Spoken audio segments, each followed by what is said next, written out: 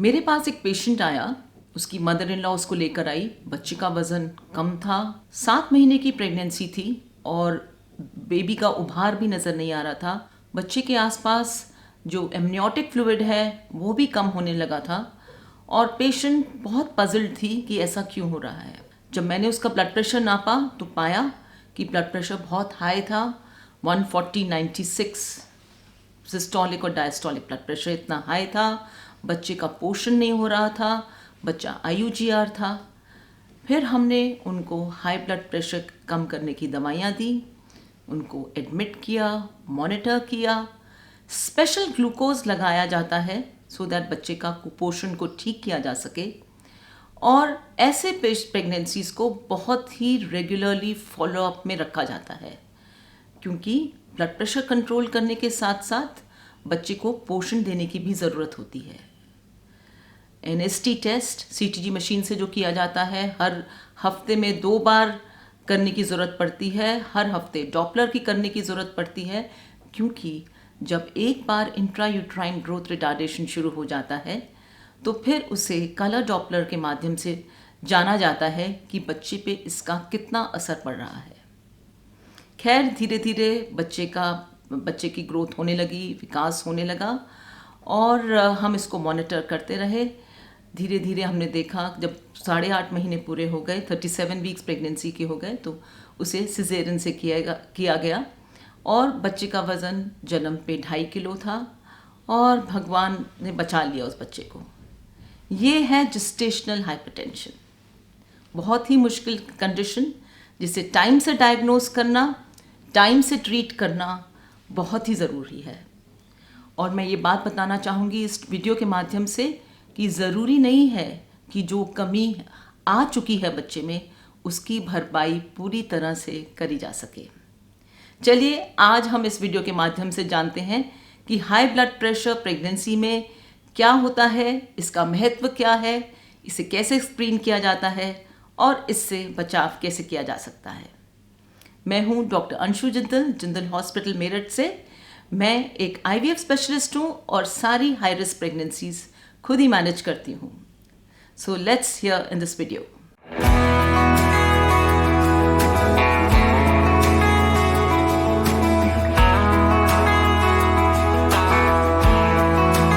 तो प्रेगनेंसी में high blood pressure कब कहा जाता है? जब सिस्टोलिक ब्लड प्रेशर 140 से ऊपर और डायस्टोलिक ब्लड प्रेशर 90 से ऊपर होता है तो इसे हाई ब्लड प्रेशर माना जाता है। और जेस्टेशनल हाइपरटेंशन उसे कहते हैं जब ये ब्लड प्रेशर 20 हफ्ते के बाद बढ़ना शुरू होता है। कुछ महिलाओं में ब्लड प्रेशर की समस्या पहले से ही विद्यमान होती है और जब वो प्रेग्नेंट हो जाती हैं तो उसे क्रॉनिक हाइपरटेंशन या एसेंशियल हाइपरटेंशन कहा जाता है।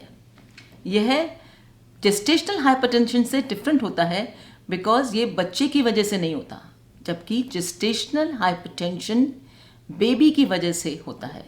दोनों ही ब्लड प्रेशर्स को कंट्रोल करना बहुत ही ज़रूरी है, क्योंकि इसके परिणाम बच्चे पे अच्छे नहीं होते। इसे जितनी जल्दी डायग्नोस कर लिया जाए उतना ही अच्छा है। और हाँ, एक बात क्रॉनिक हाइपरटेंशन या एसेंशियल हाइपरटेंशन के बारे में मैं ज़रूर बताना चाहूँगी कि अगर आप ब्लड प्रेशर की कोई दवाइयाँ ले रही हैं तो अपने फिजिशियन से ज़रूर मिल लें जब आप प्रेग्नेंट हो जाएं, क्योंकि हो सकता है जो आप पहले दवाइयाँ ले रही हों वो प्रेगनेंसी में सेफ़ ना हो। इसलिए आप अपने फिजिशियन से मिलके वो दवाइयाँ ज़रूर चेंज करा लें। अब आप जानना चाहेंगे कि हाई ब्लड प्रेशर प्रेगनेंसी में क्यों होता है। इसके बहुत से कारण हैं और सबसे इम्पॉर्टेंट कारण है एबनॉर्मल प्लेसेंटेशन, यानी कि जो प्लेसेंटा, जो अवरनाल बन रही होती है, उसकी बनावट में उसकी जो वैस्कुलर सप्लाई है, जो ब्लड सप्लाई माँ से रक्त वाहिनियाँ जो सप्लाई कर रही हैं ब्लड को, वो ठीक प्रकार से बन नहीं पाती हैं, वो सिकुड़ जाती हैं, इसलिए बच्चे को ब्लड सप्लाई कम मिलता है और इस वजह से आगे चलकर हाई ब्लड प्रेशर या जेस्टेशनल हाइपरटेंशन 20 हफ्ते के बाद नज़र आने लगता है। इसके अलावा बच्चे की ब्लड सर्कुलेशन भी ठीक प्रकार से स्थापित नहीं हो पाती है और इस वजह से बच्चे को ब्लड सप्लाई कम मिलती है। इसके अलावा auto immune phenomena, chronic inflammation भी हाई ब्लड प्रेशर का कारण बन सकती है। अब हम जानना चाहेंगे कि किन किन महिलाओं में हाई ब्लड प्रेशर होने की संभावना हो सकती है। वैसे तो सभी गर्भवती स्त्रियों को हाई ब्लड प्रेशर के लिए स्क्रीन किया जाता है। ये बहुत इम्पॉर्टेंट है क्योंकि हम एक तरह से चिन्हित नहीं कर सकते कि कौन सी महिलाओं को प्रेगनेंसी में हाई ब्लड प्रेशर की समस्या बन सकती है। फिर भी कुछ हाई रिस्क श्रेणी होती हैं, जैसे कि अगर आपको पहले प्रेगनेंसी में हाई ब्लड प्रेशर की समस्या रही है या पहले प्रेगनेंसी में आपको दौरों की हिस्ट्री है, आपको दौरे पड़े हैं जिसे एक्लेम्सिया भी कहा जाता है, या फिर आप एक्सट्रीम्स ऑफ एज में आपको प्रेगनेंसी हुई है, बहुत ही यंग पेशेंट्स में और 35 साल से ऊपर महिला गर्भवती स्त्रियों में भी हाई ब्लड प्रेशर की समस्या देखी जाती है। इसके अलावा अगर आपकी IVF प्रेगनेंसी है तो आपको हाई ब्लड प्रेशर की समस्या बन सकती है। इसके अतिरिक्त अगर आप क्रॉनिक हाइपरटेंशन से ग्रसित हैं, यानी कि आपको प्रेगनेंसी से पहले भी हाई ब्लड प्रेशर की समस्या है, तो प्रेगनेंसी में हाई ब्लड प्रेशर और बढ़ सकता है और इसे कंट्रोल करना ज़रूरी होता है। इसके अतिरिक्त मल्टीपल प्रेगनेंसीज या फिर आपको कोई क्रॉनिक डिजीज़ है जैसे कि किडनी की डिजीज़ या कोई वैस्कुलोपैथी या ऑटो इम्यून डिजीज़ेस, और एक बहुत ही इम्पॉर्टेंट कारण है एप्ला सिंड्रोम। एप्ला सिंड्रोम में कुछ ऐसी एंटीफॉस्फोलिपिड एंटीबॉडीज़ बनती हैं जिसकी वजह से प्लेसेंटल डिसफंक्शन या प्लेसेंटल दिक्कतें बन जाती हैं और हाई ब्लड प्रेशर की समस्याएं बनने लगती हैं। तो अगर आप इन किसी भी श्रेणी में आपका केस बैठता है तो आपको हाई ब्लड प्रेशर होने की समस्या ज़्यादा है, आप अपने डॉक्टर से ज़रूर इस बारे में डिस्कस करें। तो आप कैसे जानेंगे कि आपको हाई ब्लड प्रेशर की समस्या है? अगर आपको सुबह उठने के बाद भी पूरे शरीर पे सूजन महसूस हो, स्पेशली पैरों पे अगर सूजन महसूस हो रही है या इवन अंगूठियां टाइट हो गई हैं, पेट पे सूजन है, फेस पे सूजन है और जो रेस्ट के बाद भी ठीक नहीं हो रही है, तो हो सकता है आपको हाई ब्लड प्रेशर हो। इसके अलावा अगर आपका वेट गेन बहुत ज़्यादा हो रहा है, आधा किलो एक हफ्ते में, आधा किलो से ज़्यादा एक महीने में 2 किलो से ज़्यादा अगर आप वेट गेन कर रही हैं, तो हो सकता है आपको वाटर रिटेंशन हो रहा है और आपको हाई ब्लड प्रेशर की समस्या हो सकती है। ऐसी स्थिति में आप डॉक्टर से अवश्य मिलें। और अगर ब्लड प्रेशर टाइम से कंट्रोल नहीं किया जाए तो फिर बहुत ही अनयूजुअल सिम्टम्स होने लगते हैं, जैसे सिर में दर्द, इरिटेबिलिटी, नोजिया, वॉमिटिंग, और इसके अलावा एपिगैस्ट्रिक पेन यानी कि पेट के ऊपर के हिस्से में दर्द होना या जिगर के पास दर्द होना। यह सब लक्षण हाई ब्लड प्रेशर के होते हैं और ये लेट स्टेजेस में नज़र आते हैं। तो ब्लड प्रेशर को टाइम से पहले ही जांचने के लिए क्या क्या स्क्रीनिंग टेस्ट उपलब्ध हैं? सबसे पहले तो हर एंटीनेटल विजिट पर ब्लड प्रेशर नापा जाता है और अगर हाई होता है तो पेशेंट को सचेत किया जाता है, उसे ब्लड प्रेशर मेडिसिन पे शुरू किया जाता है। इसके अलावा कुछ ऐसे स्क्रीनिंग टेस्ट हैं जो टाइम से पहले ही किए जाते हैं। कुछ ब्लड टेस्ट उपलब्ध हैं जैसे कि प्लेसेंटल ग्रोथ फैक्टर, PIGF और फीटल फाइब्रोनेक्टिन। ये टेस्ट कभी कभी कराए जाते हैं, हमेशा ऑन एन रेगुलर बेसिस नहीं कराए जाते हैं, बट हाँ, कलर डॉपलर के माध्यम से हम ब्लड प्रेशर होने की संभावना को पहले से ही पता कर लेते हैं। ये कलर डॉपलर 12 से 14 हफ्ते के बीच में किया जाता है और दोबारा 20 हफ्ते पे दोबारा इसको रिपीट किया जाता है। अगर यूट्राइन आर्टरी कलर डॉपलर में कोई भी ऐसे चेंजेस दिख रहे हों जो कि अच्छे नहीं होते, तो उससे हमें पता लग जाता है कि आगे चलकर हाई ब्लड प्रेशर की संभावना तो नहीं है। सो ये बहुत ही इम्पॉर्टेंट स्क्रीनिंग टेस्ट है। इसके अलावा 20 हफ्ते के बाद हर एंटीनेटल विजिट पे पेशेंट का यूरिन टेस्ट एल्ब्यूमिन के लिए किया जाता है, क्योंकि अगर ब्लड प्रेशर बहुत ज़्यादा हाई हो जाता है तो यूरिन में एल्ब्यूमिन लीक करने लगता है, यानी कि यूरिन में एल्ब्यूमिन आने लगता है, जो कि हम एक यूरिन स्पॉट टेस्ट से डिटेक्ट कर सकते हैं और टाइम रहते ही उसका निवारण किया जा सकता है।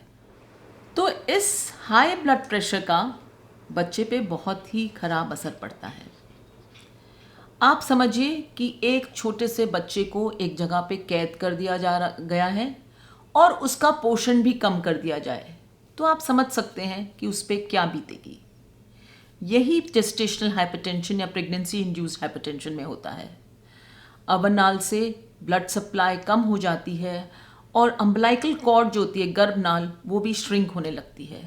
उसमें जो अम्बलाइकल फ्लो है वो कम होने लगता है और धीरे धीरे अगर इसको टाइम से ना डायग्नोज किया जाए तो मस्तिष्क में भी कुछ कलर डॉपलर चेंजेस आ जाते हैं, जिसे middle cerebral artery colour Doppler कहा जाता है।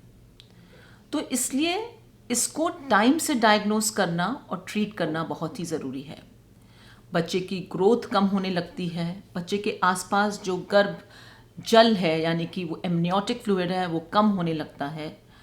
और टाइम से पहले पैदा होने का सबसे बड़ी दिक्कत है इसमें प्रेगनेंसी इंड्यूस्ड हाइपरटेंशन में, कि बच्चा टाइम से पहले पैदा हो जाता है। और टाइम से पहले पैदा होना आई थिंक एक बच्चे के लिए सबसे बड़ा अभिशाप है, बिकॉज उसकी डेवलपमेंट जो इंट्रायूट्राइन होनी चाहिए वो बाहर हम कैसे एक्सपेक्ट कर सकते हैं कि सेम डेवलपमेंट हो सकती है। इसलिए इसको डायग्नोज करना बहुत ज़रूरी है। अदरवाइज़ जन्म के बाद बच्चे को NICU में एडमिशन, सांस लेने में डिफ़िकल्टी, यहाँ तक कि कभी कभी वेंटिलेटर की ज़रूरत भी पड़ सकती है। अगर हाई ब्लड प्रेशर को टाइम से ना कंट्रोल किया जाए तो बच्चा गर्भ में ही ख़त्म भी हो सकता है, जिसे स्टिल बर्थ या इंट्रायूट्राइन डिमाइस कहा जाता है। और मदर पे भी इसके बहुत ख़राब असर पड़ते हैं। अगर ब्लड प्रेशर को टाइम से कंट्रोल नहीं किया जाए तो क्या होता है, मदर को एब्रप्शियो प्लेसेंटे हो सकती है, यानी कि एकदम से ब्लड प्रेशर शूट होता है और जो अवनाल होती है वो अपनी जगह से खिसक जाती है। जैसे ही अवनाल अपनी जगह से खिसक जाती है बच्चे का ब्लड सप्लाई बिल्कुल ख़त्म हो जाता है। तो इसलिए बच्चे की धड़कन धीरे धीरे कम होते हुए ख़त्म भी हो सकती है। ये बहुत ही मुश्किल कॉम्प्लिकेशन है जिसे डील करना बहुत मुश्किल होता है। इसके अलावा अगर ब्लड प्रेशर को टाइम से कंट्रोल ना किया जाए तो फिर प्री एक्लेम्सिया यानी कि पेशाब में, यूरिन में एल्बुमिन लीक करने लगता है और उसे प्री एक्लेम्सिया कहा जाता है। ऐसी स्थिति में माँ को बचाने के लिए बच्चे को प्री मैच्योर डिलीवरी करानी पड़ती है। और अगर इसको इस स्टेज में भी कंट्रोल ना किया जाए तो फिर मदर को दौरे पड़ सकते हैं, इसे एक्लेम्सिया कहा जाता है। इसके अलावा मदर को हेल्प सिंड्रोम हो सकता है। हेल्प सिंड्रोम एक प्रेगनेंसी इंड्यूस्ड हाइपरटेंशन की एक बहुत बड़ी कॉम्प्लिकेशन है, जिसमें कोआगुलेशन डिफेक्ट्स हो सकते हैं, मदर को DIC हो सकता है, उसके लिवर एंजाइम्स बढ़ने लगते हैं और प्लेटलेट्स कम होने लगती हैं, यानी कि वो डिसेमिनेटेड इंट्रावैस्कुलर कोआगुलेशन की तरफ अग्रसर होने लगती है, जो एक जानलेवा कॉम्प्लिकेशन है। इसलिए हाई ब्लड प्रेशर को टाइम से डायग्नोज करना और ट्रीट करना बहुत ही ज़रूरी है। तो आज इस वीडियो में हमने जाना कि हाई ब्लड प्रेशर प्रेगनेंसी में कब कहा जाता है, किन महिलाओं में ये हाई रिस्क प्रेगनेंसीज क्यों मानी जाती हैं, किन महिलाओं में ये देखा जाता है, इसकी स्क्रीनिंग कैसे की जाती है और इसके बच्चे पे और माँ पे क्या क्या परिणाम हो सकते हैं। अब आप मेरी अगली वीडियो ज़रूर देखिएगा जिसमें मैं आपको इसकी रोकथाम और इसकी मैनेजमेंट के बारे में बताऊंगी। अगर आपको मेरी वीडियो पसंद आई तो इसे लाइक कीजिए, मेरे चैनल को सब्सक्राइब कीजिए और मेरी अगली वीडियो का इंतज़ार कीजिए जिसमें मैं आपको बताऊंगी कि हाई ब्लड प्रेशर से कैसे इसको ठीक किया जाता है।